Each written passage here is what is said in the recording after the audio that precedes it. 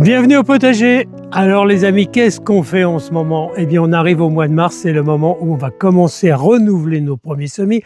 On vous en a parlé, ça y est, il fait beau, on a du soleil, ça fait 4-5 jours qu'on a commencé à avoir du beau temps, entre deux on a encore eu des averses.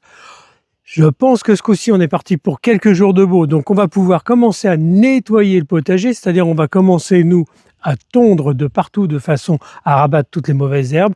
On va défaire les pieds de chardon, on va défaire les pissenlits un à un parce que ça c'est important de les gratter. Et puis après on va attendre que ça sèche et on va motobiner. Ou alors vous allez passer la grelinette, ça dépend de la taille de votre potager. On commence le mois de mars avec une lune descendante. Qu'est-ce que ça veut dire la lune descendante? Ça veut dire c'est la bonne période pour planter. Alors attention, le 3 mars, c'est la pleine lune des vers.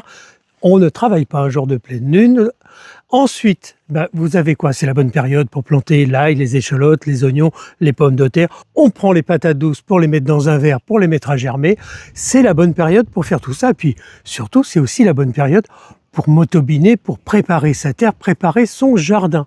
Alors bon, chez nous, on va encore attendre parce qu'on ne peut pas encore travailler parce que le jardin est encore trop humide, mais on va plus tarder à pouvoir rentrer dedans et ça va être un réel plaisir.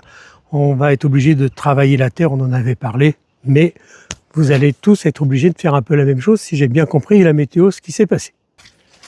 Du 11 au 24 mars, on est en lune montante. Eh bien, qu'est-ce qui se passe pendant la lune montante? On renouvelle tous les semis qu'on a commencé au mois de février.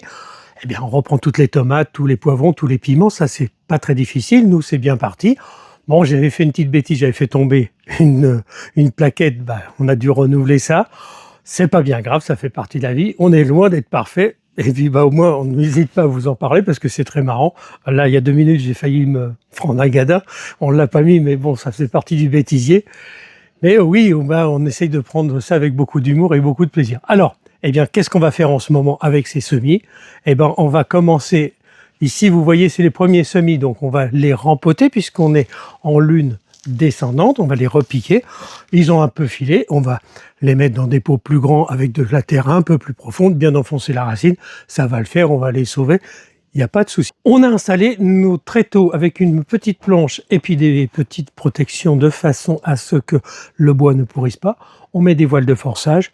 Dès le 1er mars, on commence à rempoter, c'est-à-dire on va repiquer nos petits plants de tomates, on va les mettre dans des pots individualisés et tout ce petit monde va venir ici. Alors là, c'est la première partie. Après, il va y en avoir une deuxième, il va y avoir une troisième parce qu'on a énormément de semis qui sont en train de pousser. Un petit conseil, n'ayez pas peur de mettre vos jeunes pousses et vos jeunes plants dans une serre froide. Il y a presque plus de danger. Donc ici, vous savez très bien, on en parle souvent, on a la chance d'avoir une serre, on a une bâche ce qui s'appelle bioclimatique, on retrouve ça chez les serres Chrisland. Je vous rappelle que chez les serres Chrisland, vous avez l'opportunité d'avoir des serres avec des remises. Et puis, si vous venez de la part de Popote Potager, vous avez un petit cadeau de notre part. Ce sont des supports d'étagères. Comme ça vous permet d'avoir des planches au-dessus de votre plan de travail. C'est génial, vous verrez. Bon, c'est un petit cadeau, mais en attendant, c'est toujours le bienvenu. Alors, du 11 au 24 mars, effectivement, on est en lune montante. Donc, ça va être aussi la période innovante pour pouvoir mettre des épinards. Aussi, on peut commencer avec les pastèques, les melons. Nous, ici, on est en Bretagne, on prend les melons, les petits grilles de Rennes qui sont très très bons. On prend du charentais, donc la variété Vieille France. C'est des très très bons melons. Donc, vous pouvez commencer à faire ça. Et puis aussi, c'est le moment, en barquette à l'intérieur, donc dans la serre, de commencer à faire vos semis de betteraves rouges. Vous voyez, ça c'est des moments qui sont très importants. À partir du 25 mars, on recommence une période de lune descendante, c'est-à-dire on recommence, est-ce qu'on n'a pas planté les pommes de terre, est-ce qu'on n'a pas planté les oignons, etc. Ça sera le bon moment. Alors ça va être le bon moment pour nous, puisque avec ce mauvais temps qu'on a eu, la terre elle sera prête pour à peu près cette période-là. Et n'oubliez pas, parce que c'est une période charnière pour faire ces œilletons d'artichaut. Les œilletons d'artichaut, on prend une bêche, on retire un morceau du pied d'artichaut, on le met dans un pot de terre, on le laisse reposer et au mois de mai, on ira planter tout ça au potager avec la nouvelle saison. Les amis, vous avez aussi une date qui est très importante. Le 20 mars, c'est le jour du printemps. Ça y est, on va arriver au beau jour. Du moins, j'espère qu'on aura de très très belles journées.